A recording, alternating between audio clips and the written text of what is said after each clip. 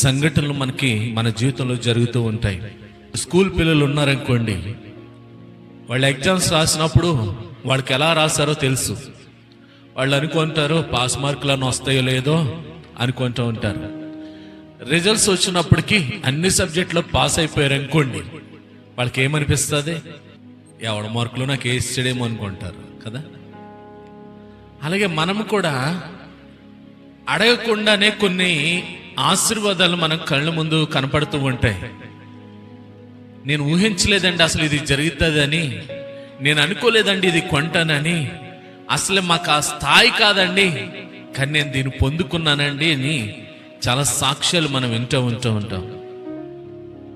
ఇవన్నిటిని మనం గమనించుకుంటే మానవ జీవితానికి సాధ్యము కానిది, మానవ జీవితానికి సామర్థ్యం లేని దానికి మానవ అతీతమైన శక్తి మనకు తోడుండి ఆ కార్యాలన్నీ జరిగిస్తుందంట. దేవునికి స్తోత్రం. మానవ అతీతమైనటువంటి శక్తి మన ప్రయత్నాలకి తోడుగున్నప్పుడు అటువంటి అద్భుతాలు చూస్తామంట మనం. దేవునికి స్తోత్రం. మన ప్రయత్నాలతో పాటు ఏముండాలంటే ఆ అతీతమైనటువంటి శక్తి ఏంటంటే అది దైవిక శక్తి. ఆమేన్. మన ప్రయత్నాలతో పాటు ఆ దైవిక శక్తి మనకు తోడుగా ఉన్నప్పుడు మన జీవితంలో అద్భుతాలు చూస్తామంట మనం. దేవునికి స్తోత్రం. మనం ఏమనుకుంటామంటే నేను చేయలేనేంటి, నేను వెళ్ళలేనేంటి, ఇది నాకు సామర్థ్యం కాదేంటి, ఇది నాకెంత అని మనము సెల్ఫ్ కాన్ఫిడెన్స్ ని మనము ఆధారపడిపోతూ ఉంటాం. కానీ మన ప్రయత్నాల్లో ఎప్పుడైనా దేవుని యొక్క శక్తి మనకు తోడుకుంటే ఖచ్చితంగా మనం ఊహించిన దానికంటే అత్యధికమైనటువంటి అద్భుతాలు మనం చూస్తామంట. దేవుని స్తోత్రం. ఆ దైవిక శక్తి ఏంటంటే దేవుని యొక్క కృప. దేవుని యొక్క కృప. మనం చాలాసార్లు అంటూ ఉంటాం, ఇది దేవుని కృప వలన మాత్రమేనండి, దేవుని కృపను బట్టే జరిగిందండి అనే మాట అనేస్తూ ఉంటాం. దేవుని కృప అండి, అంతా దేవుని కృపనండి అని చాలాసార్లు మనం ఈజీగా అనేస్తూ ఉంటాం. కానీ ఆ కృపకున్న శక్తి ఏంటనంటే మానవ జీవితాల్లో అద్భుతాలు చేయించగలిగే శక్తి ఆ కృపకున్నది. అందుకనే మనం ఏమంటామంటే ఈజీగానో కృప అండి, దేవుని కృపను బట్టి జరిగిందండి, దేవుని కృపను బట్టి నేను ఎలాగొచ్చానండి, దేవుని కృపను బట్టి నాకు ఆరోగ్యం ఇచ్చాడండి, దేవుని కృపను బట్టి మరొక సంవత్సరానికి వచ్చానండి, దేవుని కృపను బట్టి మరొక నెలలోనికి వచ్చానండి. అంతా దేవుని కృపేనండి. దేవుని కృపను మనం ఎలాగా చూస్తున్నామంటే చాలా సింపుల్ గా చూస్తున్నాం. పాత నిబంధనకి కొత్త నిబంధనకి మధ్యన వ్యత్యాసాన్ని మనం చూస్తే, పాత నిబంధన అంతా కూడా ధర్మశాస్త్రము నడిచినటువంటి కాలం అది. పాత నిబంధన ఆది కాండం నుంచి మలాకీ గ్రంథం వరకు ఉన్నటువంటి ఆ చరిత్ర కాలం అంతా కూడా ధర్మశాస్త్రం నడిచినటువంటి కాలం అది. ఆ ధర్మశాస్త్రం ఏం చేస్తుందంటే మనిషిని కట్టడలను పెడుతుంది, ఆజ్ఞలు కట్టడలను పెడుతుంది. మనిషి ఇలా జీవించాలి, అలా జీవించాలి, ఈ విధంగా ఉండాలి, ఆ విధంగా ఉండాలి అని. అలాగుండకపోతే ఇది శిక్ష అనేది చూపిస్తూ వచ్చింది ధర్మశాస్త్రం. అంటే మనిషి పాపాన్ని ఎత్తి చూపుతుంది, మనిషి యొక్క శిక్షను కూడా ఎత్తి చూపిస్తుంది. కానీ ఆ శిక్ష నుండి, ఆ పాపా నుండి ఎలా తప్పించుకోవాలో ధర్మశాస్త్రంలో లేదు అక్కడ. కానీ ఆ ధర్మశాస్త్రం యొక్క శిక్ష నుండి తప్పించగలిగేదే ఏంటంటే క్రొత్త నిబంధన కృప. ఆమేన్. క్రొత్త నిబంధనలో ఉన్నటువంటి కృప ఏం చేసిందంటే ఆ ధర్మశాస్త్ర పాపము నుండి మనం ఎలా రక్షించబడొచ్చు, ఆ ధర్మశాస్త్రం యొక్క శిక్ష నుండి మనం ఎలా రక్షింపబడొచ్చు అనేది చూపించింది క్రొత్త నిబంధనలో ఉన్నటువంటి కృప. మీకు ఉదాహరణ చూపిస్తాను. పాత నిబంధనలో చివరి పుస్తకం మలాకీ గ్రంథం 4వ అధ్యాయము 6వ వచనం, అంటే పాత నిబంధనలో చివరి పుస్తకం చివరి అధ్యాయము చివరి వచనం దేనితో ముగించబడుతుందో మనం ఒకసారి చూస్తే, నేను వచ్చి దేశమును శపింపకుండున్నట్లు అతడు తండ్రుల హృదయములను పిల్లల తట్టును, పిల్లల హృదయములను తండ్రుల తట్టును త్రిప్పును. దేవునికి స్తోత్రం. ఇక్కడ ఏమని కనబడుతుందంటే శిక్ష ఎలాగో వస్తుందనే చూపిస్తుంది. శిక్ష రాకుండా కోసం తండ్రుల తట్టేమో పిల్లల్ని, పిల్లలు తట్టేమో తండ్రుల్ని తిప్పుతాడంటే దేనికోసం అంటే దేశమును శపింపకుండున్నట్లు. ఏం కనపడుతుందంటే శిక్ష కనపడుతుంది మనకి ఇక్కడ. అంటే ధర్మశాస్త్ర గ్రంథాల్లో చివరి గ్రంథం, ప్రవక్తల గ్రంథాల్లో చివరి పుస్తకం, చివరి అధ్యాయము, చివరి వచనం ఏం చూపిస్తుంది? శిక్షను చూపిస్తుంది. క్రొత్త నిబంధన వచ్చేసరికి చివరి పుస్తకం, చివరి అధ్యాయము, చివరి వచనాన్ని మనం చూస్తే, ప్రకటన గ్రంథం 22 అధ్యాయము 21 వచనాన్ని మనం చూస్తే, ప్రభు అయిన యేసు కృప పరిశుద్ధులకు తోడైండును గాక. ఆమేన్. పాత నిబంధనేమో శిక్షను చూపిస్తుంటే, క్రొత్త నిబంధన చివరి ముగింపు ఏం చూపిస్తుందంటే కృపను చూపిస్తుంది. దేవునికి స్తోత్రం. ఇక్కడే మనకు అర్థమైపోవాలి మనం ఏ కాలంలో ఉన్నామని అంటే కృపాకాలంలో ఉన్నాం. కృపాకాలంలో ఉన్నాం. అందుకనే దీనికి కృప గురించి చాలా చాలా భయంకరమైన డాక్ట్రిన్స్ ఉన్నాయి. కృపను గురించి చాలా డాక్ట్రిన్స్ వచ్చినాయి. ఎలా తెలుసా? మనం ఏ పాపం చేసినా, వ్యభిచారం చేసినా, సినిమాలు చూసినా, తాగేసినా ఆ కృప మనల్ని రక్షించేద్దు కదండి అనే వాళ్ళు కూడా ఉన్నారు. కానీ కృపకు కూడా పరిమితి ఉంటుంది. ఆ కృప ఎప్పుడు పొందుకుంటామంటే దేవుని ఆజ్ఞలను అనుసరించి దేవునికి లోబడి ఉన్నప్పుడే ఆ కృప ద్వారా మనం రక్షించబడతాం. ఇక్కడ చూడండి, పాత నిబంధనలో చివరికి వరకు చూస్తే మనకి ధర్మశాస్త్ర శిక్షను చూపిస్తుంటే, కొత్త నిబంధన వచ్చేసరికి చివరికి వచ్చేసరికి మనకి ఏం కనపడుతుందంటే ఆరంభం నుంచి చివరి వరకు కూడా కృపే నడుస్తూ ఉంటుంది. దేవునికి స్తోత్రం. ఈరోజు మానవ జీవితం ఎలాగుంది, ఆ జీవితానికి కృప ఎలా మన జీవితంలోకి వచ్చింది, ఆ కృప మన జీవితంలోకి వచ్చిన తర్వాత మనం ఎలా మార్చబడ్డాం అనే విషయాల్ని మీకు త్వరగా నేను చూపించడానికి నేను ఇష్టపడుతూ ఉన్నాను. అపొస్తలుడైన పౌలు ఎఫెసీయులకు రాసిన పత్రిక 2వ అధ్యాయము 1 నుంచి మనము త్వరగా చూచుకుంటూ వెళదాం. మీ అపరాధముల చేతను పాపముల చేతను మీరు చచ్చిన వారై ఉండగా ఆయన మిమ్మును క్రీస్తుతో కూడా బ్రతికించెను.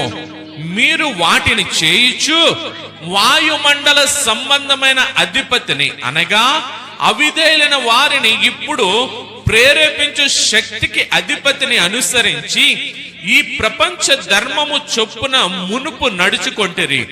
వారితో కలిసి మనమందరమును శరీరము యొక్కయు మనసు యొక్కయు కోరికలను నెరవేర్చుకొనుచు మన శరీరాశలను అనుసరించి మునుపు ప్రవర్తించుచు కడమ వారి వలనే స్వభావ సిద్ధముగా దైవోగ్రతకు పాత్రులమై ఉంటిమి. ఎలాగున్నామో పౌలు గారు ఎఫెసీ సంఘం ద్వారా నేడు మనకి కూడా ప్రస్ఫుటంగా చెప్తూ ఉన్నాడు. మన పాత జీవితాలు ఎలాగున్నాయనంటే, మొదటి వచనం అంటుంది, మన అపరాధముల చేత పాపముల చేత చచ్చిన వారమై ఉన్నామంట. పాపములో ఉన్నాం, అపరాధాలు చేస్తూ ఉన్నాం, ఆజ్ఞను అతిక్రమిస్తూ ఉన్నాం, దేవుని నిర్లక్ష్యపరుస్తూ ఉన్నాం, దేవునికి వ్యతిరేకంగా నడుస్తూ ఉన్నాం, దేవుని లెక్క చేయకుండా తిరుగుతూ ఉన్నాం, దేవుని హెచ్చరికలు కూడా పట్టించుకోలేని స్థితిలో ఉన్నప్పుడు మనం ఎలాగున్నామంటే చచ్చిన వారి వలె పడి ఉన్నామంట. మనం ఆ సమయంలో వచ్చినటువంటి క్రీస్తు ప్రభు ఆ కృప ద్వారా మనల్ని ఏం చేశాడంటే, ఆయన మిమ్మును క్రీస్తుతో కూడా బ్రతికించెను. దేవునికి స్తోత్రం. క్రీస్తు జీవితం మాదిరి మనల్ని ఏం చేసిందంటే, క్రీస్తు సువార్త మనల్ని ఏం చేసిందంటే, చచ్చిన వారమై ఉన్నటువంటి మనల్ని మరలా జీవాన్ని నింపి మనం బ్రతికించిందంట. దేవుని స్తోత్రం.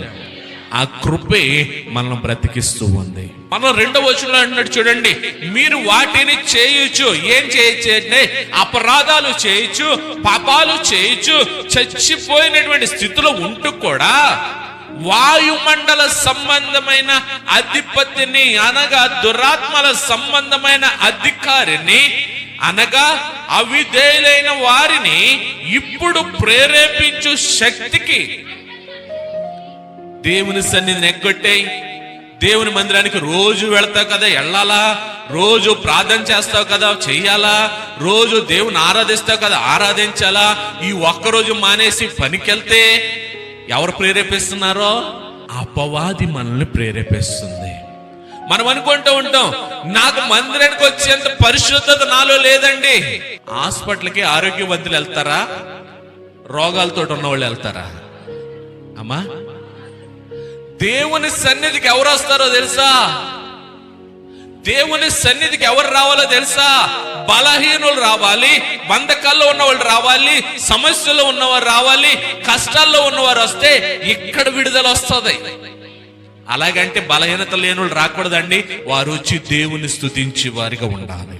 ఏమనుకోండి తెలుసా, నేను అంత పరిశుద్ధుని కాదండి, ఆ పరిశుద్ధుల కోసం. అందుకనే క్రీస్తు ప్రభు అంటాడు కదా, నశించిన దానిని వెతికి రక్షించడానికి ఆయన ఈ లోకానికి వచ్చాడంట. దేవునికి స్తోత్రం, హల్లెలూయా. ఆయన వెతుక్కుంటున్నాడు మన కోసం. ఎందుకంటే మన వాయుమండల సంబంధమైన అధికారి యొక్క ప్రేరేపణకు లోబడిపోయి దేవునికి దూరం అయిపోతున్నాం.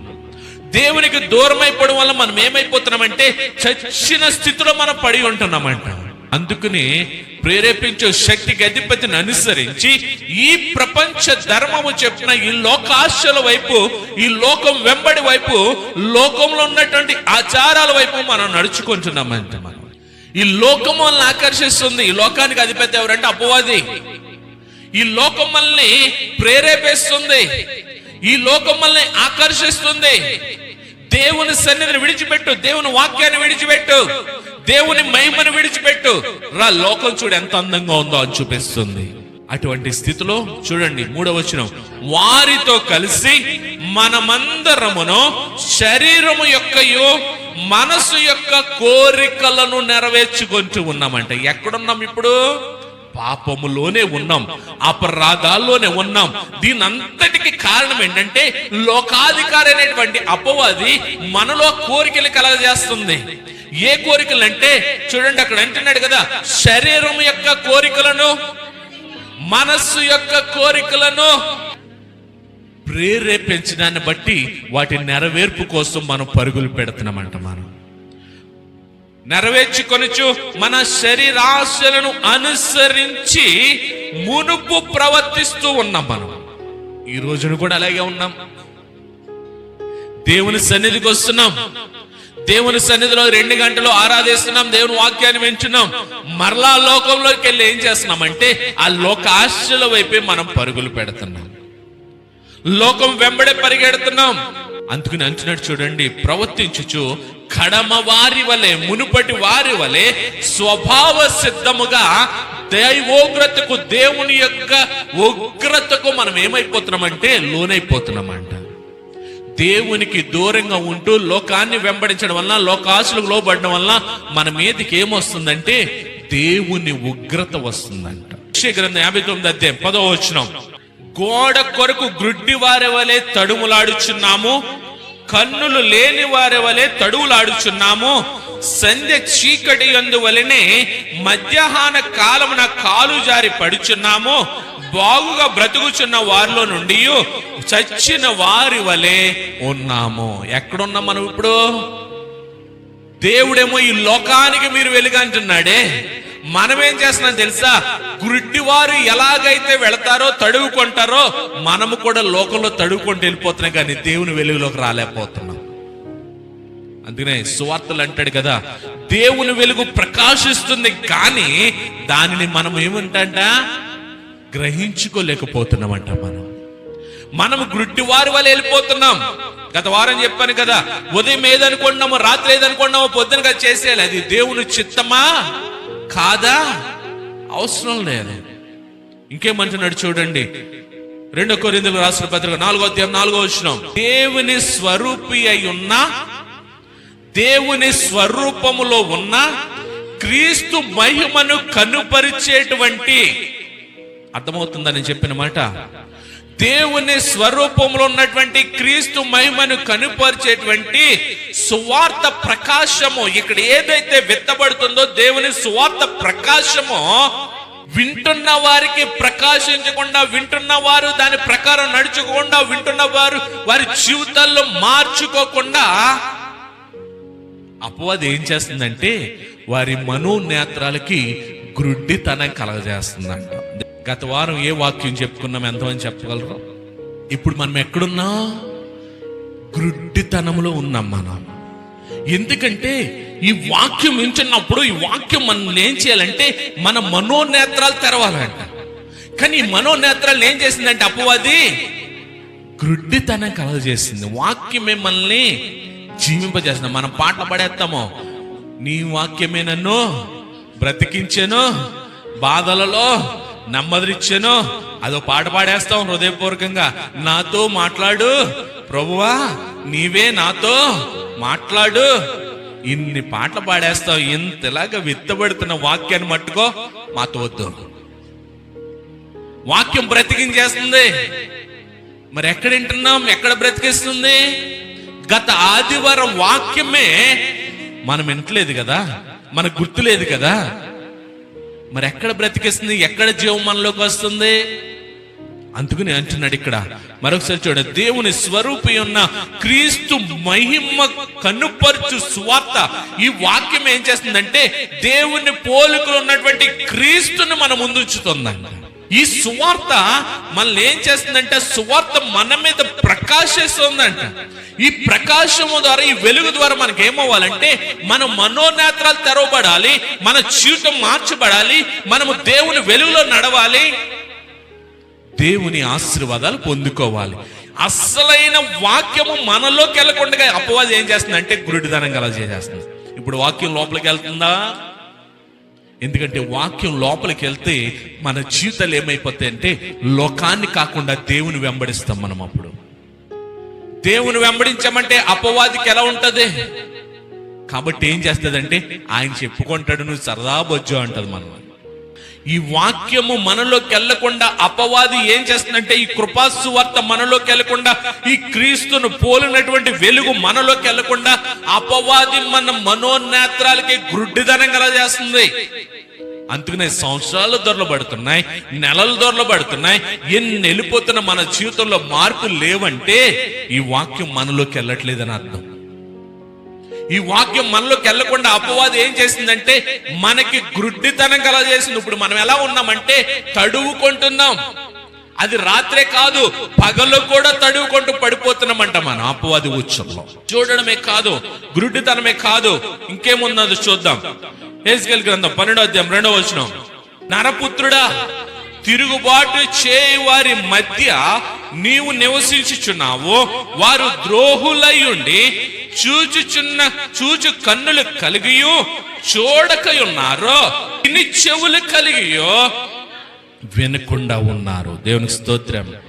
ఎవరి గురించి మాట్లాడుతున్నాడు తెలుసు? ఇక్కడ నరపుత్రుడా అని ఎవరి గురించి అంటున్నాడో తెలుసా? విశ్వాసి గురించి మాట్లాడుతున్నాడు. ఎక్కడున్నాడంటే విశ్వాసి తిరుగుబాటు చేయు వారి మధ్య ఉన్నాడు, ఈ లోకం మధ్యలో ఉన్నాడు, అపవాది సంతతి మధ్యలోనే ఉన్నాడు. కానీ ఈ నరపుత్రుడి అవిశ్వాసుల మధ్యలో ఉన్నటువంటి నరపుత్రుడు ఏం చేస్తున్నాడంటే, నివసించున్నావు కారు ద్రోహులయుండి, వారు ద్రోహులయుండి చూచు కన్నులు కలిగియో చూడకుండా ఉన్నారంట. దేవుని ప్రత్యక్షతను చూడలేని స్థితిలో ఈరోజు మనం ఉన్నామంటే మన మనోనేత్రాలు ఏమయ్యంటే మూసుకుపోయి ఉన్నాయి. మనం ఎలా ఉన్నామంటే గ్రుడ్డివారిగా ఉన్నాం. అంతేకాదు అంటున్నాడు చూడండి, విను చెవులు కలిగి ఉండియో వెనక ఉన్నారు. చెవులు అందరికి బాగా పనిచేస్తున్నాయా? వాక్యం వింటున్నారా? విన్న వాక్యం ఎటు వెళ్తుంది? ఇటు వెళ్ళి ఇటు వచ్చేస్తుంది. ఈ వాక్యం ఎక్కడికి వెళ్ళాలి తెలుసా? మన హృదయంలోనికే కాదో. హెబ్రీ పత్రికలు అంటాడో అది ఎక్కడి వరకు వెళ్తుంది అంటే ఎముకల్లో ఉన్నటువంటి మూలుగులు అంచుల వరకు వెళ్తుందంట. దేవునికి స్తోత్రం. వెళ్తుందా? లేదండి, మాకు అక్కడ దారి లేదండి, ఇక్కడి నుంచి ఇక్కడికే దారి ఉందండి. అంత ప్రయాసమేమో తీసుకోమండి. మనం ఎలాగున్నామో ఈరోజు చూపిస్తూ ఉన్నాడు. కళ్ళుండి కూడా చూడలేకపోతున్నాం, చెవులుండి కూడా వినలేకపోతున్నాం, హృదయం ఉండి కూడా గ్రహించలేకపోతున్నాం. దేవుని వాక్యాన్ని, దేవుని వెలుగును, దేవుని యొక్క మహిమను చూడలేని స్థితిలో, దేవుని వాక్యాన్ని వినలేని స్థితిలో, దేవుని వాక్య ప్రకారం జీవించలేనటువంటి హృదయాన్ని కలిగి ఉన్నాం ఈ రోజున మనం. అందుకనే మనము లోకంలో ఆశల వైపు పరుగులు పెడుతున్నాం. దేవుని సన్నిధి అంటే నిర్లక్ష్యంతో ఉంటున్నాం. దేవుని ప్రసన్నత అంటే అదేదో మనకు సంబంధం లేదుగా మనం ప్రవర్తిస్తున్నాం. యేసుక్రీస్తు ప్రభు ఒక ఉపమానం చెప్తాడు. ధనవంతుడు లాజరు గురించి మీకు చెప్పాడు. ధనవంతుడు చనిపోయాడు, లాజరు చనిపోయాడు. లాజరేమో చనిపోయిన తర్వాత దేవదూతల చేత కొనుపోబడి అబ్రహాం రొమ్మున ఆనుకొని ఉన్నాడు. ధనవంతుడు చనిపోయేమో పాతాళ లోకంలోకి వెళ్ళిపోయాడు. పాతాళ లోకంలో ఉండి అబ్రహాం రొమ్మును అనుకున్నటువంటి లాజర్ని చూసి అబ్రహాంతో నన్ను ఒకసారి పంపించు, ఒక చిటికి నెలతో నాకు నీటి చుక్కేస్తాడని అడిగాడు. అబ్రహాం అన్నాడు, అవకాశం లేదు, ఇక్కడోళ్ళు అక్కడికి రావడానికి లేదు, అక్కడోళ్ళు ఇక్కడ రావడానికి లేదు, మీకు మాకు మధ్యన పెద్ద అగాధం ఉంది కాబట్టి రావడానికి వీల్లేదన్న తర్వాత ఇంకా అడిగి విసుగు చెంది ధనవంతుడు అంటున్నాడు, అయితే భూమి మీద నాకు 5 సహోదరులు ఉన్నారో కాబట్టి ఒక్కసారి లాజర్ను పంపించు అని అడిగాడు. అక్కడికి దేవుని స్తోత్రం. ఎక్కడ అడిగాడు?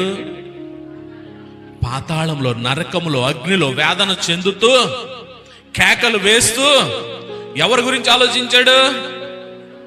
భూమి మీద బ్రతుకున్నటువంటి తన 5 సహోదరుల గురించి ఆలోచించాడు. అబ్రహాం అన్నాడు, అది అవకాశం లేదన్నాడు. అబ్బాయి లేదు, ఎవరైనా ఒకళ్ళు చనిపోయి మరలా బ్రతికెళ్తే మా వాళ్ళు ఖచ్చితంగా నమ్ముతారన్నాడు. అప్పుడు అబ్రహాం అంటాడు, భూమి మీద మోషేనో ప్రవక్తలనో ఉన్నారే, వాళ్ళు చెప్పింది అంటే చాలు వాళ్ళు ఇక్కడ రాకుండా మా దగ్గరికి వస్తారని చెప్పాడు. దేవునికి స్తోత్రం. మరొకసారి చెప్తున్నాను అన్నమాట.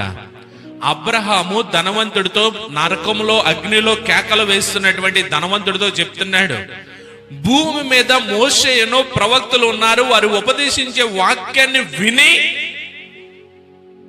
దాని ప్రకారం జీవిస్తే కనుక వారి శిక్ష నుండి తప్పించబడతారు. దేవునికి స్తోత్రం. ఇప్పుడు మోషేని ప్రవక్తలు ఎవరంటే ఈనాటి కాలంలో మీ ముందున్నటువంటి దావజనులే. ఈ వాక్యాన్ని ఎవరైతే బోధిస్తున్నారో ఆ వాక్యాన్ని బోధించేవారే మీ ముందు నిలబడినటువంటి దేవుని యొక్క జనుడు, దేవుడు ఏర్పరచుకున్నటువంటి దేవుని సేవకుడు. ఆ వాక్యం ఎక్కడైతే వెదజల్లబడుతుందో ఆ వాక్యాన్ని మనం విని గ్రహించుకుని దాని ప్రకారం నడుచుకుంటే నరకానికి వెళ్ళమంటే. ఇప్పుడు చెప్పండి, మీరు వింటున్నారా? గ్రహించుకుంటున్నారా? దాని ప్రకారం నడుచుకుంటున్నారా? మందిరానికి వచ్చేస్తే పరలోకం వెళ్ళిపోతాం అనుకోవద్దు. మందిరంలోకి వచ్చి కూర్చున్నంత మాత్రాన పరలోకం వెళ్ళిపోతాం అనుకోవద్దు. మందిరంలో పనులు చేసినంత మాత్రాన పరలోకం వెళ్ళిపోతాం అనుకోవద్దు. మందిరంలో వచ్చిన తర్వాత క్రీస్తు అనుగ్రహించినటువంటి రక్షణ పొందుకొని క్రీస్తు వెలుగు ఈ వాక్యం ద్వారా మనం పొందుకొని ఆ వెలుగులో మనము జీవించగలిగితేనే పరలోకానికి మనం వెళ్తాం. దేవుని స్తోత్రం. మనం ఇంకా ఇప్పుడు ఎక్కడున్నాం అనేది క్లారిటీ వచ్చింది అనుకుంటున్నాను మీకు. మనం ఇంకా పాపంలోనే ఉన్నాం, ఆ శాపంలోనే ఉన్నాం, ఆ అపరాధాల్లోనే ఉన్నాం, ఆ యొక్క దేవుని వ్యతిరేకమైన స్థితిలోనే ఉన్నాం. ఆదిలో నుంచి వచ్చిన ఆ సమస్య ఈరోజు మనకే ఉంది. దేవుడు చక్కని ఆజ్ఞను పెట్టాడు. తోటలో తీసుకొచ్చాడు, ఆదాముని తీసుకొచ్చిన తర్వాత తోటలో అవ్వను తయారు చేసిన తర్వాత వాళ్ళిద్దరిని అన్నాడు, ఇదిగో ఈ చెట్లు తోటలో ఉన్నటువంటి ప్రతి ఫలాన్ని తినండి, ఆ ఒక్క ఫలాన్ని తప్ప అన్నాడు. దేవుల్లో ఆనందించండి, లోకంలో తప్ప అంటే మనం ఏం చేస్తున్నాం తెలుసా? ఈ దేవుళ్ళు ఆనందం కాదండి. మీరు చెప్పారు కదా, లోకంలో ఏముందో లోకంలోనే చూస్తాం, లోకంలో ఆనందాన్నే చూస్తామని అంటున్నాం మనం. దేవుని వాక్యం అంటుంది, లోకమునైనను లోకంలో ఉన్న వాటినైనను వెంబడించకూడదంట. దేవునికి స్తోత్రం. లోకాన్ని, 2 లోకములో ఉన్న వాటిని మనం వెంబడించకూడదని దేవుడు ఆజ్ఞ పెడితే, దేవునిని, దేవుని ఇచ్చే ఆశీర్వాదాల్ని, దేవుని సన్నిధిని వెంబడించండి అంటే ఇది వద్దు మాకు, అదే బాగుంది అనుకుంటున్నాం మనం. అదే బాగుంది, లోకమే బాగుంది, లోకమే కలర్ఫుల్ గా ఉంది.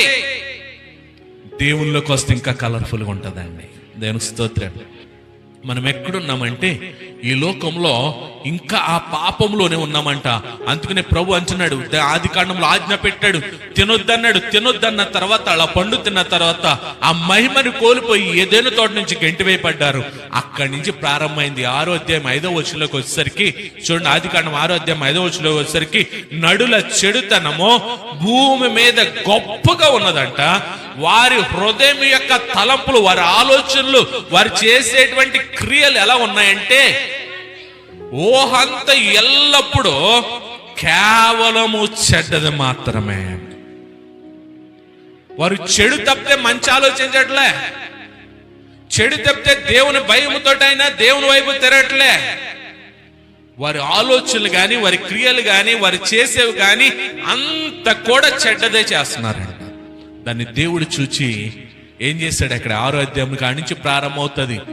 దేవుని ఉగ్రత వారి మీదకే వచ్చింది. అక్కడ అంటాడు పౌలు గారు రోమపత్రికతో రాస్తూ, నీతిమంతుడు లేడు, ఒక్కడునో లేడంట. దేవుని స్తోత్రం. నీతిమంతుడు లేడు, ఒక్కడును లేడు. ఈ భూమి మీద ఉన్నవారందరూ కూడా ఎలాగున్నామంటే పాపపు ఆలోచనలతో, అపరాధములతో, పాపాలు చేస్తూ దేవునికి క్షమాపణ కోరలేని స్థితిలో, దేవునికి వ్యతిరేకంగా జీవిస్తున్న స్థితిలో ఉన్నట్టి స్థితిలో యేసు క్రీస్తు ప్రభు ఈ లోకానికి మనుష్యుడిగా వచ్చి మనందరి నిమిత్తము తన ప్రాణాన్ని అర్పించి, ఆ ప్రాణాన్ని అర్పించడం ద్వారా మనందరికి ఏ కృపను అనుగ్రహించాడు. దేవునికి స్తోత్రం. ఎఫెసీ పత్రిక 3వ అధ్యాయం వరకు చదివాం. ఎఫెసీ పత్రిక 2వ అధ్యాయం 4వ వచనం కాడి చూద్దాం. అయినను దేవుడు కరుణా సంపన్నుడై ఉండి మనము మన అపరాధముల చేత చచ్చిన వారమై ఉండినప్పుడు సైతము మన ఎడల చూపిన తన మహాప్రేమ చేత మనలను క్రీస్తుతో కూడా బ్రతికించెను. దేవుని స్తోత్రం. చూడండి, దీని అంతటికి కారణం ఏంటంటే మనం ఇప్పటి వరకు ఏ స్థితిలో ఉన్నామో చూపించా. ఒకవేళ ఈ రోజు కూడా మీరు అదే స్థితిలో ఉంటే, ఈ రోజు కూడా అదే అపరాధాల్లో ఉంటే, ఈ రోజు కూడా అదే పాపంలో ఉంటే, ఈ రోజు కూడా అదే తాగుల్లో ఉంటే, ఈ రోజు కూడా అదే వ్యభిచారంలో ఉంటే, ఈ రోజు కూడా దేవుని నిర్లక్ష్యపరిస్తే, ఈ రోజు కూడా విగ్రహారాధన వైపు వెళుతుంటే, ఈ రోజు కూడా దేవునికి వ్యతిరేకమైన కార్యాలు చేస్తూ ఉంటే, పరిశుద్ధాత్మ దేవుడు మాట్లాడుతున్నాడు మరొకసారి. ఇక్కడ అంటున్నాడు చూడండి, మనం అంతటి ఘోరమైన పాపాలను ఉండగా కూడా దేవుడు కరుణా సంపన్నుడై ఉండి, ఆయన కరుణ గల దేవుడు గనుక అంత ఘోర పాపులమైనటువంటి మనల్నంట ఆయన ఇంకనూ ప్రేమిస్తూనే ఉన్నాడంట. దేవునికి స్తోత్రం. అంతటి ఘోరమైన పాపాలు చేస్తున్నంతగా, దేవుని నిర్లక్ష్యపరుస్తున్నంతగా, దేవుణ్ణి దూషిస్తున్నా, అంతగా దేవుణ్ణి మనం వ్యతిరేకిస్తున్నా, ఆయన కరుణ గల దేవుడు అయి ఉండి మనల్ని ప్రేమిస్తూనే ఉన్నాడంట. అందుచేతనే చూడండి, ఆయనను దేవుడు కరుణా సంపన్నుడై ఉండి మనము మన అపరాధముల చేత చచ్చిన వారమై ఉండినప్పుడు సైతం, ఇంకెక్కడున్నామంటే ఆ చచ్చిన స్థితిలోనే ఉన్నప్పుడు కూడా మన ఎడల చూపిన తన మహాప్రేమ చేత మనలను క్రీస్తుతో కూడా బ్రతికించాను. దేవునికి స్తోత్రం. మనం ఎక్కడున్నాం ఇప్పుడు? పాపంలో ఉన్నామా, బ్రతుకున్నామా? ఈ 4వ వచనాన్ని బట్టి మన పాపములోనే ఉన్నాం, దేవుని ఆజ్ఞను అతిక్రమించిన స్థితిలోనే ఉన్నాం, దేవుని ఎదుట మనము దేవుని నిర్లక్ష్య పరిచిన వారిగానే ఉన్నాం. ఆ స్థితిలో కూడా ఆయన మహాప్రేమ ఆ స్థితి నుంచి మనల్ని క్రీస్తు ద్వారా మనల్ని బ్రతికించిందంట. దేవునికి స్తోత్రం. కారణం ఏంటంటే 5వ వచనం చెప్తాడు చూడండి, కృపచేతనే మీరు రక్షింపబడి ఉన్నారు. దేవునికి స్తోత్రం. చెప్పండి, నేను కృపచేత రక్షించబడ్డాను. నేను కృపచేతనే రక్షించబడ్డాను. నేను దేవుని కృపచేతనే రక్షించబడ్డాను. ఇది నా శక్తి కాదు, ఇది నా భక్తి కాదు, ఇది నా విశ్వాసం కాదు, కేవలం దేవుని కృప మాత్రమే. ఆమేన్, ఆమేన్.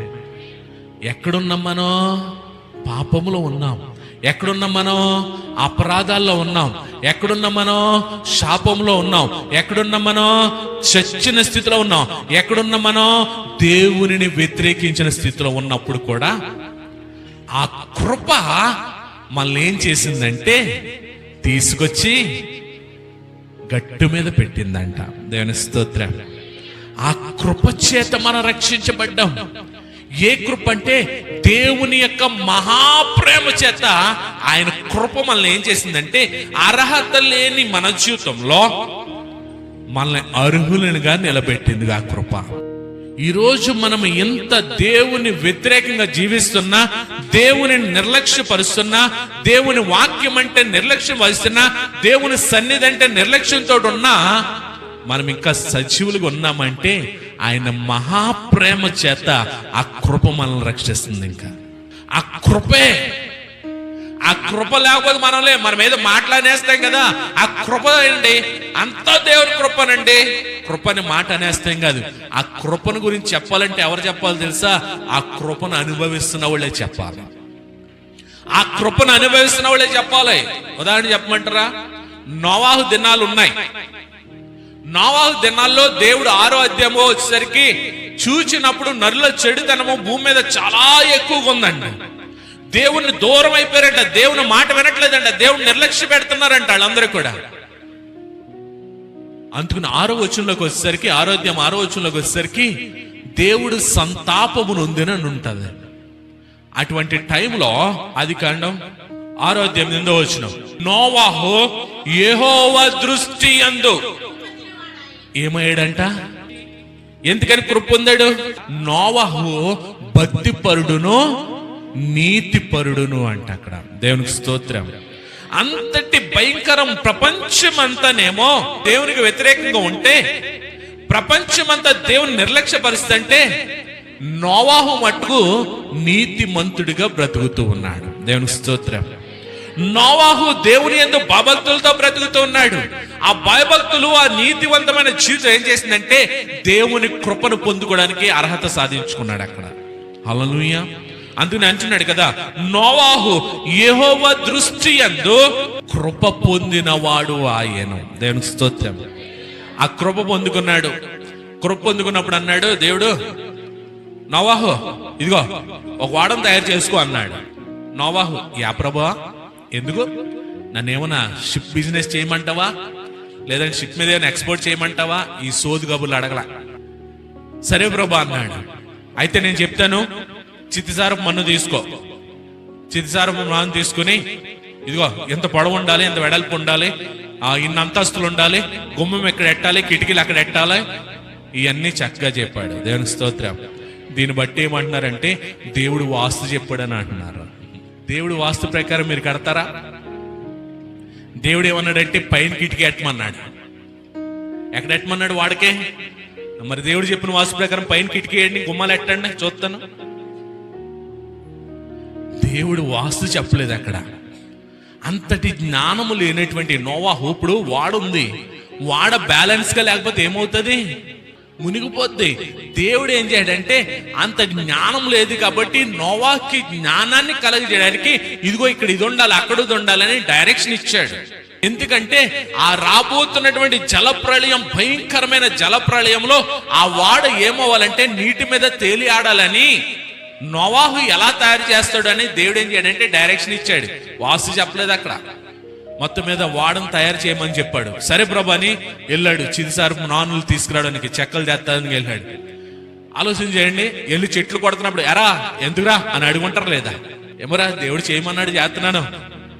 ఎందుకురా? ఏమో దేవుడు చెప్పలేదు, చేయమన్నాడు చేస్తున్నాను. సరే మొత్తం మీద తన కొడుకులు మొత్తం నోవాహు చెక్కలు తెచ్చారు. తెచ్చిన తర్వాత పని మొదలెట్టారు. ఇదిగో దేవుడు బ్లూ ప్రింట్, ఇక్కడ ఇది ఎట్టమన్నాడు, అక్కడ ఇది ఎట్టమన్నాడు అని కొన్ని సంవత్సరాలు కట్టాడండి. దేవుని స్తోత్రం. ఎంతమంది అడుగుంటారు నోవాహుని? అడిగిన వాళ్ళకల్లా ఏం చెప్తున్నాడు? ఏమోరా దేవుడు కట్టమన్నాడు. ఇప్పుడు ఆ అడిగినోడు దేవుడు కట్టమన్నాడంటే ఎందుకు కట్టమన్నాడు అనేది ఆడైనా ఎందుకు కట్టమన్నా ప్రభు అని అడుగుంటారు ఎవరైనా? వాళ్ళు మనలాంటి వాళ్ళే. వాక్యం చెప్పేసిన తర్వాత అమ్మాయి అయిపోయిందని మళ్ళీ బైబిల్ దూరిపేసుకుని పట్టుకెళ్ళి అరలో పెట్టేస్తున్నాం. వాళ్ళు మనలాంటి వాళ్ళే. అంటే నోవాహు ఎంతమందికి దేవుని పరిచయం చేశాడు?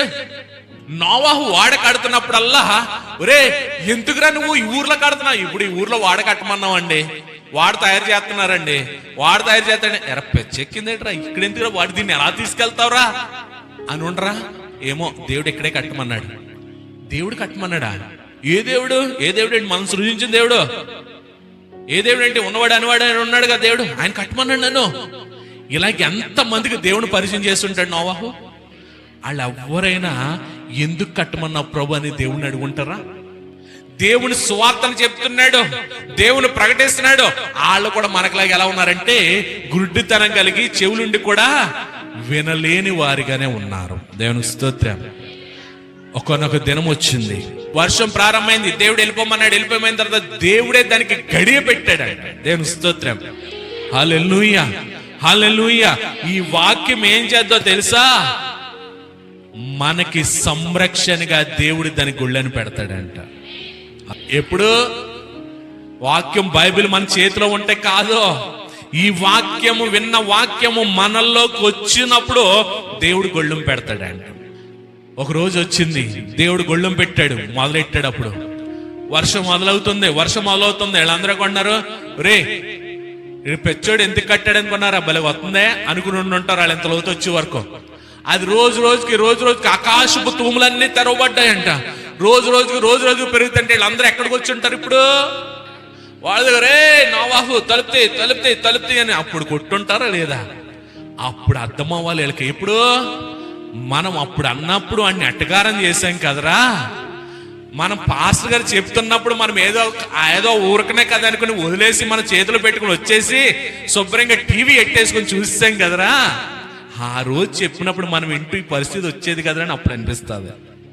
నోవాహు ఎప్పుడైతే వాడదు, ఆకాశపు తుమ్ములు తెరవబడి రోజు రోజుకి వర్షాలు పెరుగుతూ ఉన్నాయో, ఆ వర్షాలు పెరుగుతున్నప్పుడు, భూమి మీద నీరు పెరుగుతున్నప్పుడు, దేవుడు సృజించిన సృష్టి అంతా కూడా మునిగిపోతున్నప్పుడు ఈ వాడంట నీటి మీద తేలి ఆడుతూ ఉందంట. దేవుని స్తోత్రం. అప్పుడు ప్రజల యొక్క ఆర్తనాదాలు చూడాలి, ప్రజల యొక్క సహాయం కొరకు వారు వేసిన కేకలు చూడాలి. ఆ దినము రాబోతుంది మనకు కూడా. ప్రస్తుతం మనం ఎలాగున్నామని చెప్తాడంటే, నోవాహు దినాలు ఎలాగుండెనో మనిషి కుమారుని రాక కూడా అలాగే ఉంటది. ప్రస్తుతం అలాగే ఉన్నాయి. ఎలాగున్నాయంటేనంటే, ఇళ్ళ మీద ఇళ్ళు కట్టుకొచ్చు, పెళ్లిళ్ళు చేసుకొనిచ్చు, తినుచు తాగుచు సుఖిస్తూ దేవునిని నిర్లక్ష్యపరుస్తూ ఈ రోజు కూడా అలాగే ఉన్నాయి. మందిరానికి వస్తున్న వాళ్ళందరూ భక్తులు అన్నదని నేను నమ్మను. మందిరానికి వస్తున్న వాళ్ళందరూ కూడా ఏంటంటే మేము క్రిస్టియన్స్, క్రీస్తుని అనుసరిస్తున్నామని చెప్పుకుంటున్నారు, కానీ వీళ్ళు లోకాన్ని అనుసరిస్తున్నారు, క్రీస్తు వాక్యాన్ని అనుసరించట్లా. ఆలోచించేయండి. నోవాహు ఎంతో మందికి సువార్తను చెప్పాడు, నోవాహు ఎంతో మందికి దేవుని పరిచయం చేశాడు, కానీ ఒక్కరు కూడా వినలే. ఈ రోజు కూడా సువార్త విస్తారంగా ప్రకటించబడుతున్న జనులు ఎలాగున్నారంటే, భక్తి వారు కానీ విశ్వాసులు కానీ ఎలాగున్నారంటే, రోజు గడిచిపోతుంది కదా అని నిర్లక్ష్యంతో ఉన్నారు. కానీ అటువంటి సమయంలో నోవాహు దినాల్లో ఆ ఉగ్రత వచ్చినప్పుడు ఆ కృప ఎలా ఉందో తెలుసా? ప్రపంచమంతా నాశనం అయిపోయింది, ఒక్క నోవాహు కుటుంబమే రక్షించబడింది. దేవుని స్తోత్రం. అదే కృప అంటే. నోవాహు ఊహించాడా? ఊహించలే. వాడు తయారు చేయమన్నాడు. ఎందుకో మరి రోజు మిమ్మల్ని సిద్ధపాటు చేస్తున్నామే. దేవుని ఉగ్రత, దేవుని తీర్పు వచ్చే దినాలు ఉన్నాయమ్మా, ఆ తీర్పు కొరకు మీరు సిద్ధపడండి అనే మేము కూడా రోజు ఆ వాడని చెక్కుతున్నామే మిమ్మల్ని. మనం ఏం చేస్తున్నాం? దానికి సిద్ధపడతలేదు. మనం ఆ తీర్పు దినాల కొరకు మనం సిద్ధపడతలే, ప్రభు రాకడ కోసం మనం సిద్ధపడతలే. మనమేమనుకుంటున్నాం తెలుసా? ఇక్కడ అద్భుతాలు జరుగుతున్నాయి, ఇక్కడికి వెళ్దాం, అక్కడ జనం ఎక్కువ వస్తున్నారు, అక్కడికి వెళ్దాం, అక్కడ అదా ఇక్కడ ఇదా, అవన్నీ పక్కనెట్టండి, దేవుని పక్కనెట్టండి. మనం ఎంత సంపాదించాం ఈ రోజున? ఈ రోజు ఎలా గడిచిపోయింది? మొబైల్లో నెట్ ఉందా? మొబైల్లో జీబీ ఉందా? ఈ రోజు గడిచిపోయిందా? ఈ రోజు టైం పాస్ ఉందా? టైం పాస్ వెళ్ళిన క్షణం మరలా తిరిగి రాదు. వెళ్ళిన క్షణం మన జీవితంలో తిరిగి రాదు. నోవాహు కృప పొందాడంటే అది కృప. మన పడుకులు లేచిన తర్వాత కృప వల్ల లేచారండి, అది కృప కాదు. మనం ఏం చేస్తాం తెలుసా? చిన్న చిన్నట్లు కూడా దేవుడు చేసేట్లకి కృప ద్వారే, అది అసలైన కృప. హల్లెలూయా. దేవుడు మనల్ని అంట ఆ కృప చేతే మనల్ని కూడా రక్షించాడంట. దేవునికి స్తోత్రం. ఆ కృప చేత మనం అందరం రక్షించబడ్డాం. ఎక్కడున్నామంటే చచ్చిన వారి వలె ఉన్నప్పుడు ఆ కృప మనల్ని రక్షించింది. దేవునికి స్తోత్రం. ఎందుకంటే మన దేవుడు ఎటువంటి దేవుడు అంటే, దావీదు బాగా చెప్తాడు చూడండి. 86వ సంకీర్తనలోకి రండి. మన దేవునికి ఉన్న గుణాల్ని, కృపని గురించి చెప్పాలంటే దావీదు తర్వాత ఎవరైనా. 86వ సంకీర్తన 5వ వచనం, ప్రభువా నీవు దయాళుడవు, క్షమించుటకు సిద్ధమైన మనసు గలవాడవు, నీకు మొరపెట్టు వారందరి ఎడల కృపాతిశయము గలవాడవు. దేవుని స్తోత్రం. మన దేవుడు ఎటువంటి దేవుడు అంటే దయ కలిగిన దేవుడు అంట. దయ అంటే, దయకి మరొక పర్యాయ తీసుకుంటే జాలిపడే దేవుడు అంట. దేవుని స్తోత్రం. మనల్ని చూచి ఆయన జాలి పడుతున్నాడంట, మనల్ని చూచి ఆయన దయను చూపిస్తున్నాడంట. ఎలా తెలుసా? మనం చచ్చిపోతున్నాం కదా అని సరే నేను బ్రతికిస్తానని ఆయన దగ్గర చేర్చుకున్నాడంట. సరే ఆలోచించండి, తల్లిదండ్రులు మన పిల్లలు ఒళ్ళంతా బురద చేసుకున్నారు. ఆ బురద చేసుకున్న అర్రే బురద చేసుకున్నావా రా అని ఇలాగ ఎత్తేసుకుంటారా? ఏం చేస్తారు? చేతితో కొడితే మట్టి అంటుకుంటే బురద అంటుకుంటుందని ఒక కర్ర పొల తీసుకుంటాం. చాలా మంది ఉన్నారు ఇక్కడ నవ్వుకుంటున్నారా? కర్రపోలు తీసుకుంటారు. లేదంటే ఇప్పుడు కాదు నీ పని చెప్తాను నడువని ఆ పంపు కట్టి ట్యాప్ ఎక్కడి నుంచి కొడతాం. ఎందుకు మళ్ళీ ఆ బురద మనం వేసింది కదా? ఎత్తుకుంటారా? ఎందుకు ఎత్తుకో? ఉద్దుక్కుంటే పోవా బట్టలకే బురద, బట్టలు మార్చి మళ్ళీ ఇంకో జత ఎట్టాలా? ఎందుకని ఆయన తీసుకొచ్చి పంపు దగ్గర ఎట్టి ఇక్కడి నుంచి ట్యాప్ పెట్టో లేకపోతే మగ్గు తీసుకొని నీళ్లు దూరం నుంచి కొడతాం వాళ్ళ మీదకి కదా. బురదలతో ఉన్న పిల్లల్ని ఎందుకు ఎత్తుకోము? ఆ బురద మనకు అంటుకుపోద్ది, అంటుకుపోతే వదులుతుందని తెలుసు, కానీ అదంటే అసహ్యం కదా. అసహ్యం మీద మనం ఏం చేస్తాం? ఎత్తుకోం. ఆడు శుభ్రం కడిగేసిన తర్వాత అప్పుడు తీసుకుంటాం. తప్ప అడిగి మీద 2 వేస్తాం అప్పుడు. కానంట మనం పాపములో ఉన్నాం, మన అపరాధాల్లో ఉన్నాం, మన చచ్చిన స్థితిలో ఉన్న వారిని కూడా దేవుని యొక్క దయ, దేవుని యొక్క కృప మనల్ని ఏం చేసిందంటే ఆయన తీసుకుని అత్తుకున్నాడంట. ఆయన దేవునికి స్తోత్రం. హల్లెలూయా. అందుకని అంటున్నాడు దావీదు, అంటున్నాడు దయాళుడు, క్షమించుటకు సిద్ధమైన మనసు కలవాడు. ఆయన సిద్ధంగా ఉంటాడంటే మనం ఎప్పుడు అడుగుతామా అని. మనం ప్రభువా క్షమించని ఎప్పుడు అడుగుతామని ఆయన మన వైపు చూస్తూ ఉంటాడంట, సిద్ధంగా ఉంటాడంట క్షమించడానికి. హల్లెలూయా. అంతేకాదు, క్షమించడానికి సిద్ధ మనసు గలవాడు నీకు మొరపెట్టు వారందరి ఎడల కృపాతిశయము గలవాడు. అధికమైనటువంటి కృపతో, అతిశయముతో మన పైన కృపను చూపించేవాడు అంట ఆయన. దేవునికి స్తోత్రం. ఎవరైతే మొరపెడతారో వారందరికీ. హల్లెలూయా. అదే అధ్యాయంలో చూడండి 15వ వచనంలో అంటాడు దేవుని గురించి, ప్రభువా నువ్వు దయాదాక్షిణ్యములు గల దేవుడవు, దీర్ఘశాంతుడవు, కృపా సత్యములతో నిండిన వాడవో. దేవుని స్తోత్రం. దేవుని యొక్క గుణాల్ని దావీదు చాలా చక్కగా వివరిస్తాడు కీర్తన గ్రంథాల్లో. కృపను గురించి, దేవుడి కృప ఎలాగుంటుందో, కృప ఎలా రక్షిస్తుందో, కృప ఎలా విమోచిస్తుందో, కృప ద్వారా మనం ఏం పొందుకుంటామో, ఇవన్నీ కూడా కీర్తన గ్రంథాల్లో దావీదు రాసినట్టుగా ఇంకెవరు రాయలే బైబిల్లో. కృపను గురించి అత్యధికంగా రాసింది ఎవరంటే బైబిల్లో దావీదు భక్తుడే. రెండోది ఎవరు రాస్తారంటే కృపను గురించి అపోస్తలుడు అయినటువంటి పౌలు గారు రాస్తారు. బైబిల్లో అత్యధికంగా పొందుపరిచినటువంటి పేజీలు ఎవరి ఉంటాయంటే పౌలు గారి 14 పత్రికలు ఉంటే దావీదు గారు రాసినటువంటి కీర్తనలే అధికంగా ఉంటాయి. తర్వాత వీళ్ళిద్దరే ఎక్కువగా ఎవరి గురించి రాయబడిందో బైబిల్ గ్రంథంలో, వాళ్ళిద్దరే ఎక్కువగా దేని గురించి మాట్లాడతారంటే కృపను గురించి మాట్లాడతారు. దేవుని స్తోత్రం. కృప ద్వారా బలవంతుడు కమ్మంటాడు, కృప ద్వారా శక్తితో నింపబడాడని అంటాడు. దావీదు కృపను నమ్ముకున్నంతగా ఇంకా దేన్ని నమ్ముకోలేదు, దేవుని కృప మీదే ఆధారపడ్డాడు. అందుకనే ఆ కృప కలగ దేవుని అక్కడ వివరిస్తూ వచ్చాడు. దేవునికి స్తోత్రం. ఆయన ప్రేమ, ఆయన దయ, ఆయన క్షమాగుణము, ఆయన కృప, ఆయన కరుణ మనల్నంట రక్షించిందంట. చూడండి ఎఫెసీ పత్రిక 2వ అధ్యాయం 7వ వచనం కానీ చూద్దాం త్వరగా. క్రీస్తు యేసునందు మనలను ఆయనతో కూడా లేపి పరలోకమందు ఆయనతో కూడా కూర్చుండబెట్టాను. ఎఫెసీ పత్రిక 2వ అధ్యాయము 1 నుంచి 3 వచనాల వరకు మునుపు మనం ఎలాగున్నామో చూపించాడు. 4వ వచనం నుంచి 6వ వచనం వరకు దేవుని కృప మన మీద ఎలా పనిచేసిందో చూపించాడు. ఆ కృప పని చేసిన తర్వాత మనం ఎలాగున్నామో 7వ వచనం నుండి 10వ వచనం వరకు చూపిస్తున్నాడు. ఇక్కడ 1 నుంచి 3 వరకు మన అపరాధాల్లో ఉన్నాం, మన పాపంలో ఉన్నాం, మన చచ్చిన వారి వల్ల ఉన్నాం, దేవునికి దూరం అయిపోయాం, దేవుని కృపను పొందుకోలేని స్థితిలో ఉన్నటువంటి మనల్ని దయగల దేవుడు, ప్రేమగల దేవుడు, కృపగల దేవుడు ఆయన కృప ద్వారా చచ్చి వారిని మనం దరి చేర్చుకున్నాడో, దరి చేర్చుకున్నప్పుడు ఏమైందో చూడండి 7వ వచనం. క్రీస్తు యేసునందు మనలను ఆయనతో కూడా లేపి పరలోకమందు ఆయనతో కూడా కూర్చుండబెట్టాను. దేవునికి స్తోత్రం. అంతకుముందు ఎక్కడున్నాం మనం? చచ్చిన వారి వలె ఉన్నాం. ఆ కృప మన దగ్గరకు వచ్చింది.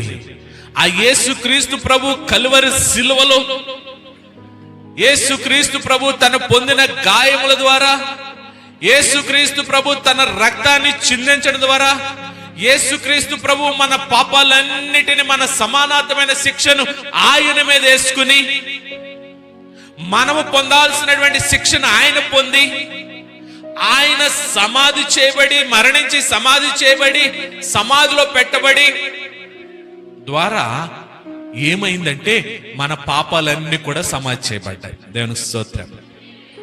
రక్తాన్ని చిందించడం వల్ల మన పాపాలన్నీ క్షమించబడ్డాయి. ఇప్పుడు చచ్చిన స్థితిలో ఉన్నటువంటి మన పాపాలు కూడా ఆయన మీద వేసుకోవడం వల్ల ఇప్పుడు మన పాపాలన్నీ కూడా ఏమైనాయి? కడగబడ్డాయి. దేవునికి స్తోత్రం.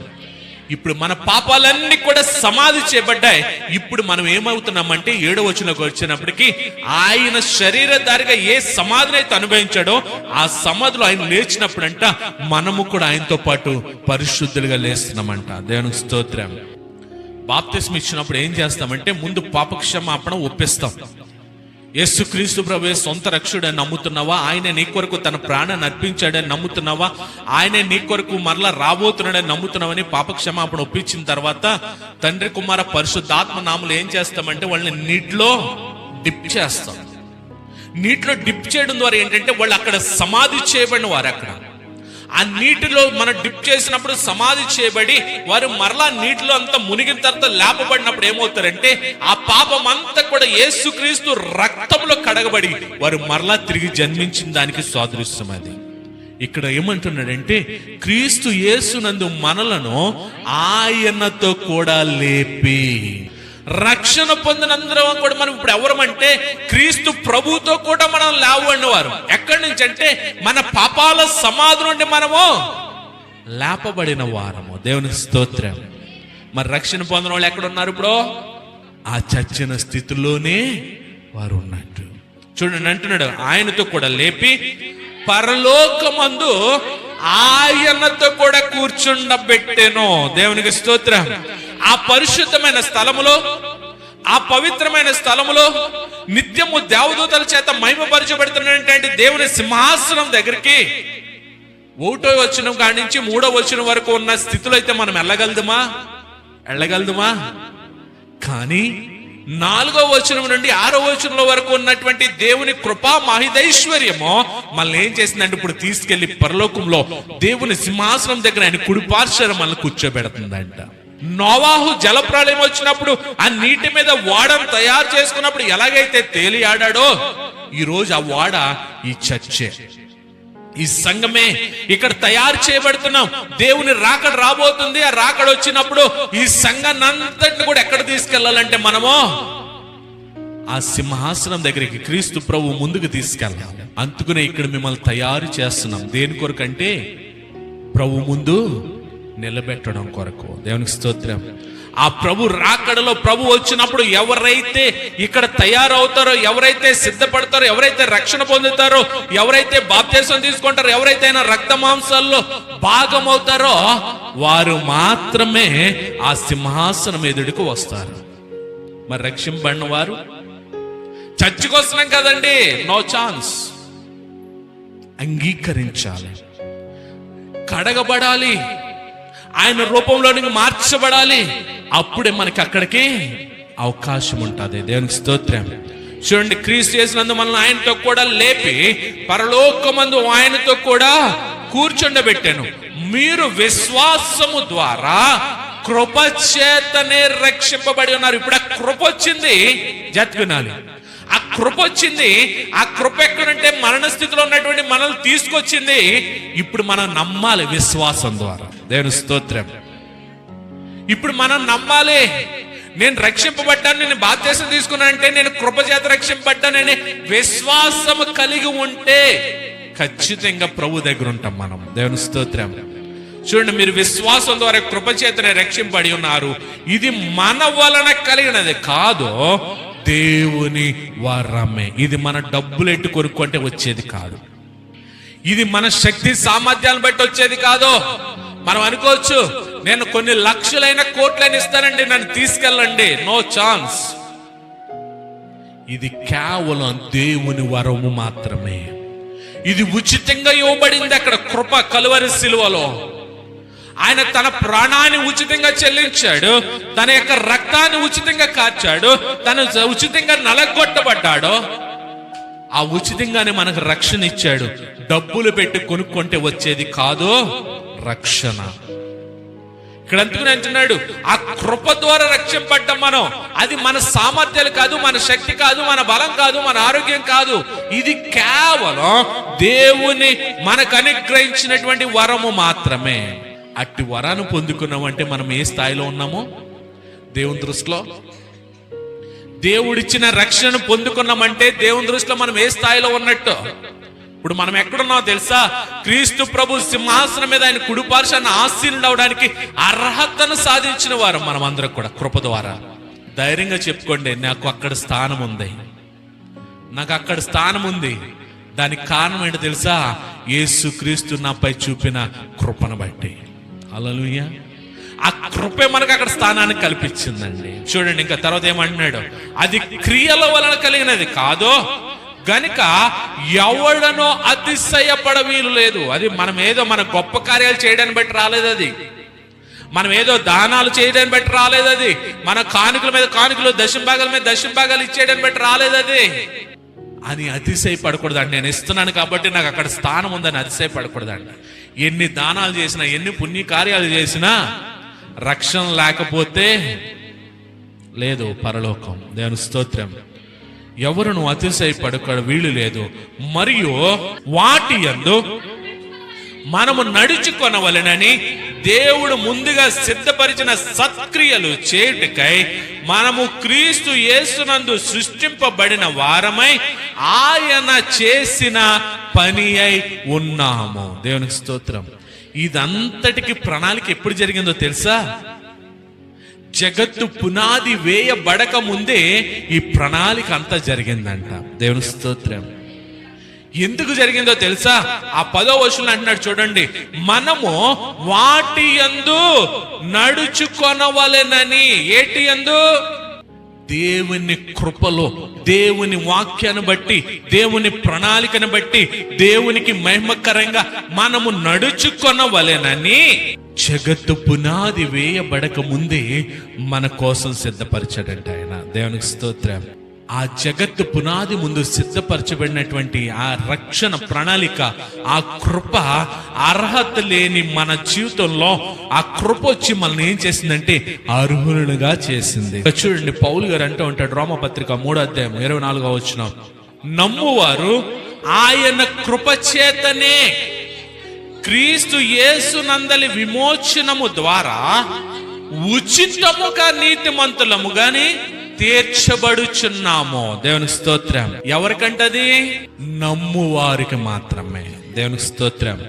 విశ్వసించు వారికి మాత్రమే ఆయన కృప చేతనే క్రీస్తు యేసునందలి విమోచనము ద్వారా ఉచితముగా మనం నీతిమంతులుగా తీర్చబడుతున్నామంట. దేవుని స్తోత్రం.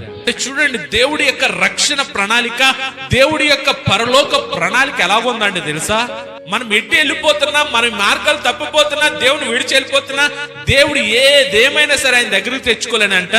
జగత్తు పునాది వేయబడక ముందే మన ఎడల ప్రణాళిక కలిగి ఉన్నాడంట ఆయన. అందుకనే మధ్యలో ఏం తీసుకొచ్చాడంటే కృపను తీసుకొచ్చాడు ఆయన. ఆ కృప మనల్ని ఏం చేస్తుందంటే రక్షిస్తుంది. ఆ కృప మనల్ని ఏం చేస్తుందంటే విడిపిస్తుంది.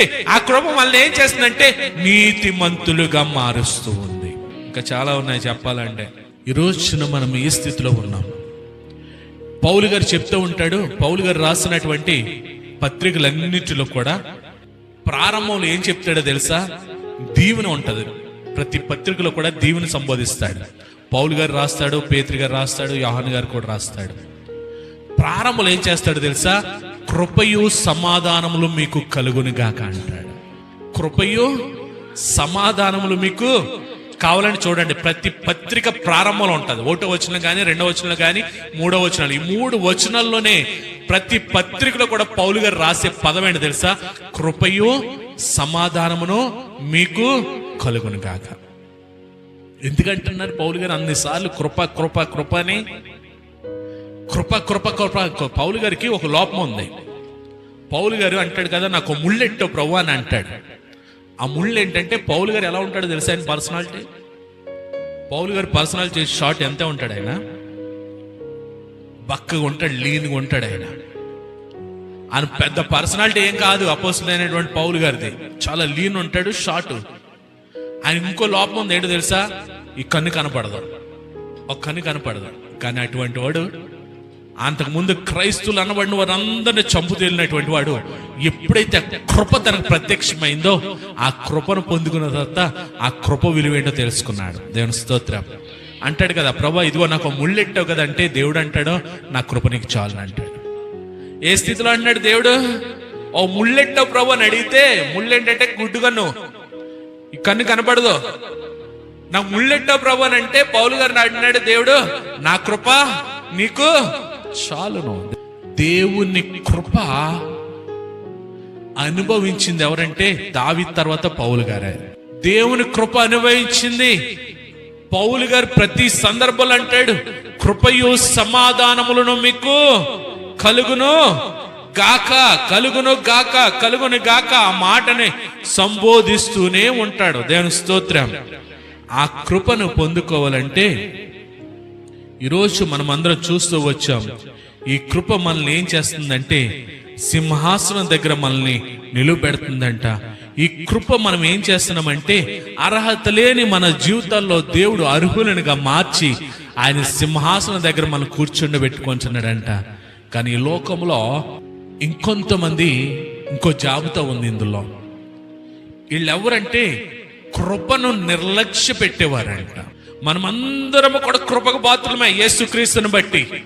కానీ ఈ కృపను కూడా నిర్లక్ష్య పెట్టేవారు ఉన్నాడంట. పౌలు గారు ప్రార్థన చేస్తూ ఉంటాడు, చూడండి హెబ్రీయులకు రాసిన పత్రిక 12వ అధ్యాయం 15వ వచనం నుంచి, మీలో ఎవరైనాను దేవుని కృపను పొందకుండా తప్పిపోవునేమో అనియు చేదైన వేరు ఏదైనాను మొలచి కలవరపరుచుట వలన అనేకులు అపవిత్రులైపోవుదురేమో అనియు ఒక పూట కూటి కొరకు తన జ్యేష్ఠత్వపు హక్కును అమ్మివేసిన యాషావు వంటి భ్రష్టుడైనను వ్యభిచారి అయినను ఉండినేమో అనియు జాగ్రత్తగా చూచుకొనుడి.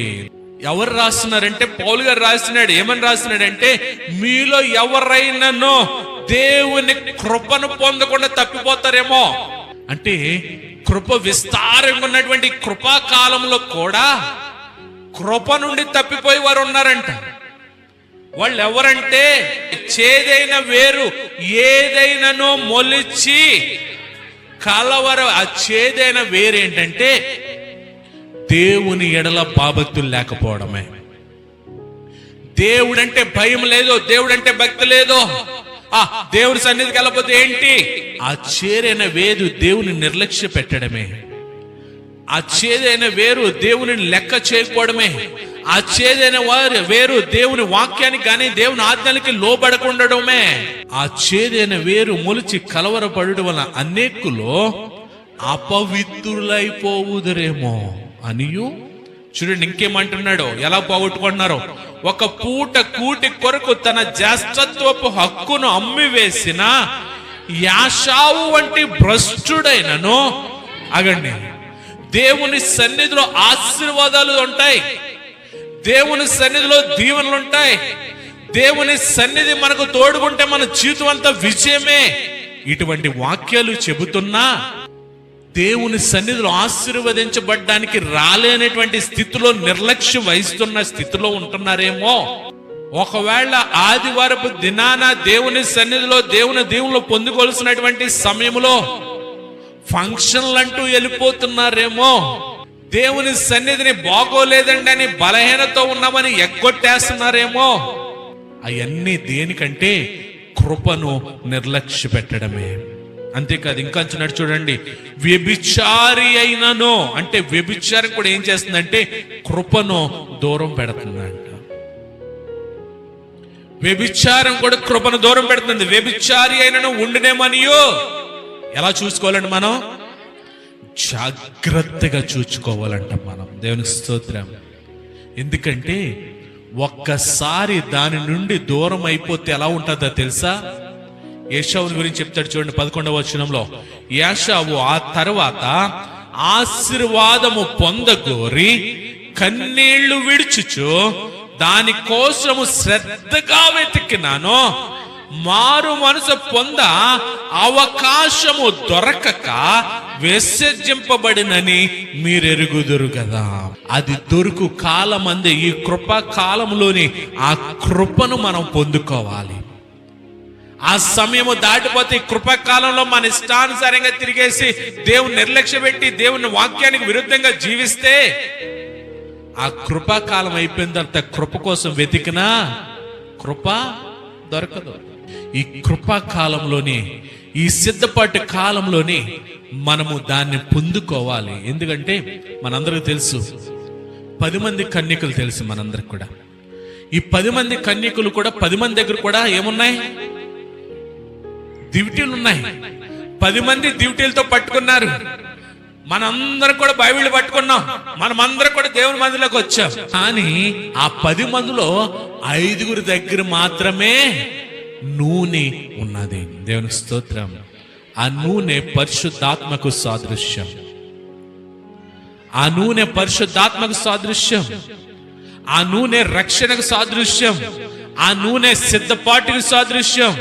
ఇక్కడ బైబిల్ పెట్టుకున్న వాళ్ళందరూ కూడా సిద్ధపడిపోయామంటే కాదు.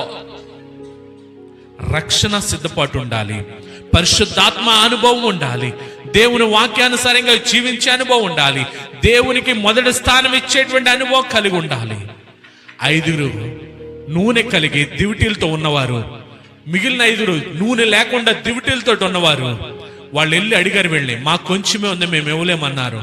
వెళ్ళి తెచ్చుకోండి అంటే వీళ్ళు తెచ్చుకోవడానికి వెళ్ళారు. కృపాకాలం అయిపోయింది. అక్కడితో కృపాకాలం అయిపోయింది. ప్రభు వచ్చాడు, వీళ్ళు తీసుకుని వెళ్ళాడు, గడియ పెట్టాడు, అయిపోయింది. వీళ్ళు వచ్చి తలుపు కొడుతున్నారంట. కృపాకాలం అయిపోయిన తర్వాత మనకి రక్షణ కావాలి, కృపాకాలం అయిపోయిన తర్వాత మాకు పరిశుద్ధాత్మ వరాలు కావాలి, కృపాకాలం అయిపోయిన తర్వాత పరిశుద్ధాత్మ అభిషేకం కావాలి. నో ఛాన్స్ లేదో, అవకాశం లేదో. జతగనండి. ఈ కృపా కాలంలోనే ఆ కృపలోకి మనం రాగలిగితే ఆ కృప మనల్ని ఏం చేస్తుందంటే, ఆ కృప మనల్ని రక్షించేదిగా ఉంది, ఆ కృప మనల్ని బలపరిచేదిగా ఉంది, ఆ కృప మనల్ని ధైర్యపరిచేదిగా ఉంది, ఆ కృప మనలో శక్తిని నింపేదిగా ఉంది. తిమోతితో అంటాడు చూడండి, 2 తిమోతి 2:1 అంటాడు కదా, నా కుమారుడా క్రీస్తు యేసునందున్న కృప చేత బలవంతుడవు కమ్ము. దేని ద్వారా బలవంతుడు అవ్వాలంట? క్రీస్తు యేసునందున్న కృప చేత బలవంతుడవు కమ్ము. అంటే ఈ కృప మనల్ని ఏం చేస్తుంది అంటే బలాన్ని ఇచ్చేది, బలపరుస్తుంది. ఈ కృపే మనల్ని రక్షించేది. ఆ కృపలోకి వస్తే ఎలా ఉంటుంది చెప్పమంటారా?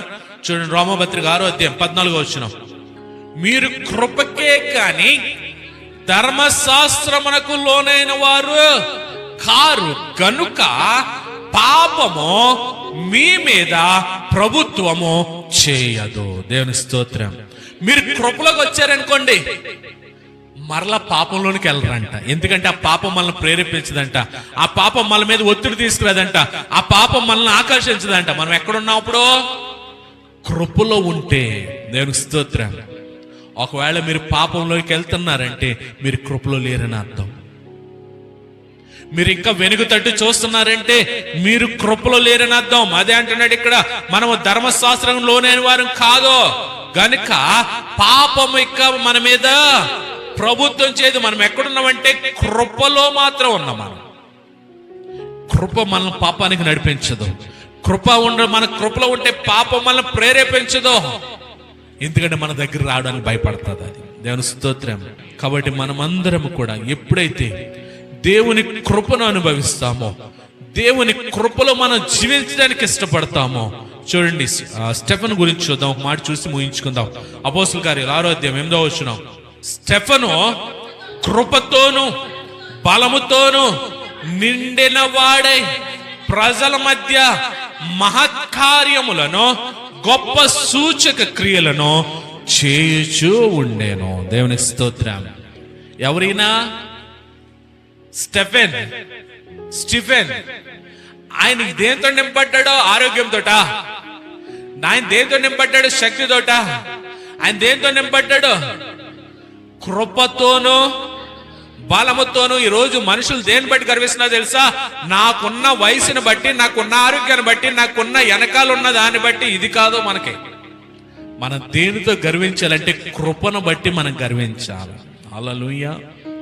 ఇక్కడ స్టెఫెన్ అంట కృపతోనూ బలముతోనూ నిండిన వాడై ప్రజల మధ్య మహత్కార్యాలు, అద్భుత కార్యాలు, సూచక్రియలు చేస్తూ ఉన్నాడంట. దేవునికి స్తోత్రం.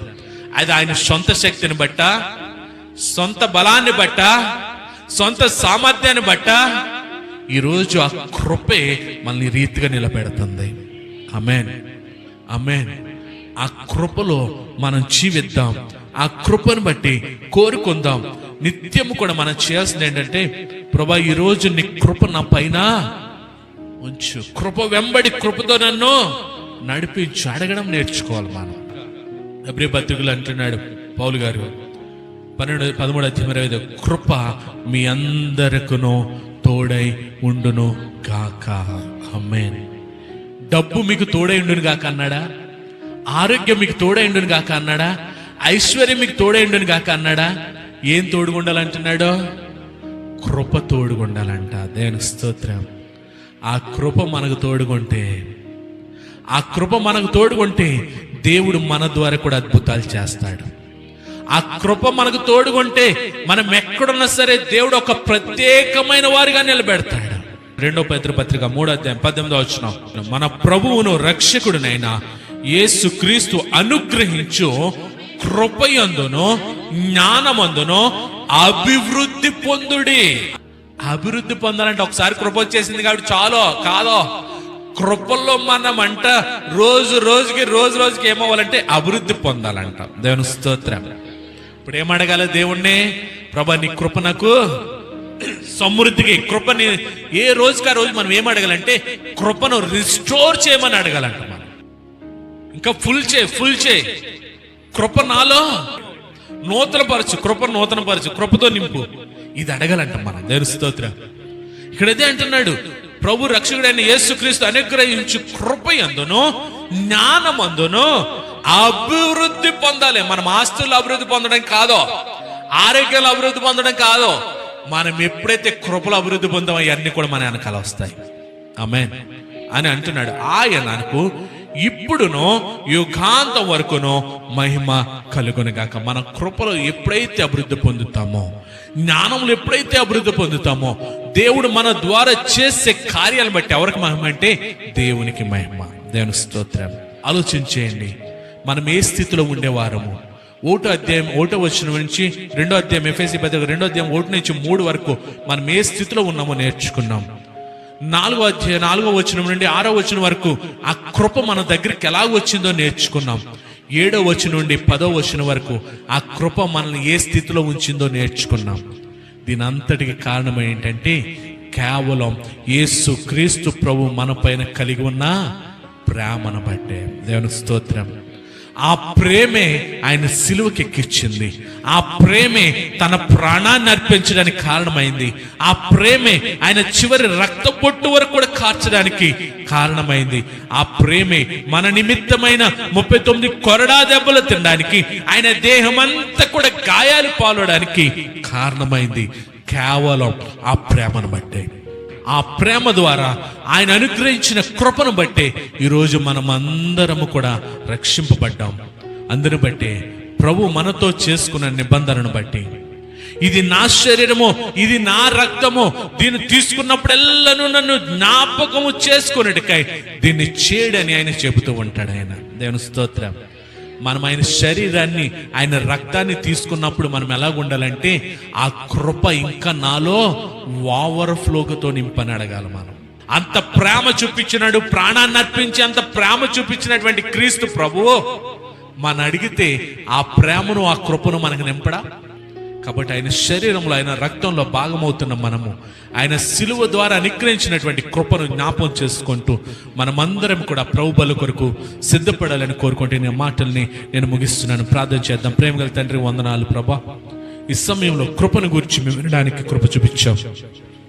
అర్హత లేని మా బ్రతుకుల్లో మేము ఏ స్థితిలో ఉన్నామో, ఏ రీతిగా కృప మా యొద్దకు వచ్చిందో, ఆ కృప ద్వారా మమ్మల్ని ఏ స్థితిలో ఉంచావో అర్హులుగా మార్చావో మేము నేర్చుకున్నామయ్యా. చనిపోయిన వారము, పాపంలో ఉన్నవారము, అపరాధంలో ఉన్నవారము, శాపంతో నీకు దూరం అయిపోయిన మా బ్రతుకుల్లో నీ కృప చేత మమ్మల్ని రక్షించి ఇది కేవలం నీ కృప మాత్రమే తండ్రి. మా సామర్థ్యం కాదు, మా శక్తి కాదు, మా బలం కాదు. నువ్వు నడిపించి నీ సింహాసనం దగ్గర పరలోక రాజ్యంలో నీ కుడిపార్శ్వాన మేము ఆశీనులుగా ఉండడానికి అర్హతను కలుగజేసిన వాడా, నీకే స్తోత్రాలు చెల్లిస్తూ అనుదినము నీ వాత్సల్యతోటి కృపతో మమ్మల్ని నింపి నీ కృపలో మమ్మల్ని తండ్రి రిస్టోర్ చేయండి. అనుదినం మమ్మల్ని అభివృద్ధి పరిచి నీ కృపలో మమ్మల్ని దీవింపచేసి ఆశీర్వదించమని, నీ కృపాసనం వద్దకు మేము అనుదినము కూడా వచ్చే ధన్యతను మా అందరికీ దయచేయమని విత్తబడిన వాక్యము ద్వారా తండ్రి నోవాహును ఉదాహరణగా చూచాం. ఎంతో మందికి నిన్ను పరిచయం చేశాడు, ఎంతో మందికి నిన్ను గూర్చి తండ్రి ప్రకటించాడు.